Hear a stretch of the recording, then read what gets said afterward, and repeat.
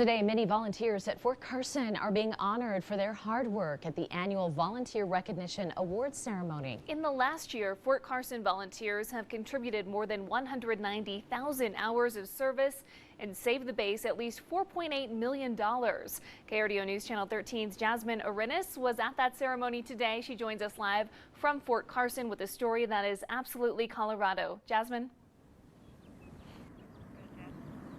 Things were slightly different at this year's annual volunteer recognition ceremony hosted by Fort Carson and the Army Volunteer Corps. Now, they had masks required and a bottle of hand sanitizer at each table. But one thing that did not change was their appreciation towards their volunteers.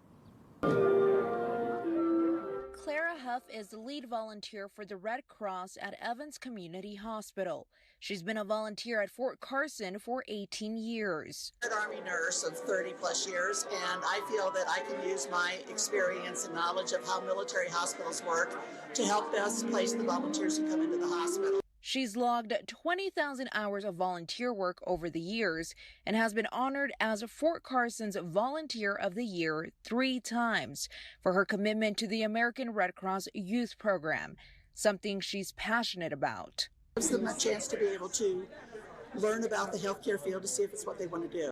Now inducted into the 4th Infantry Division and Fort Carson's Steadfast and Loyal Volunteer Hall of Fame, she does it for the future generations of healthcare workers. One of our other volunteers in the office was at an awards type of a recognition for the high school where her daughter is. And as they were going through the list of the recipients, our volunteer goes, "Oh, they were in our program. They were in our program."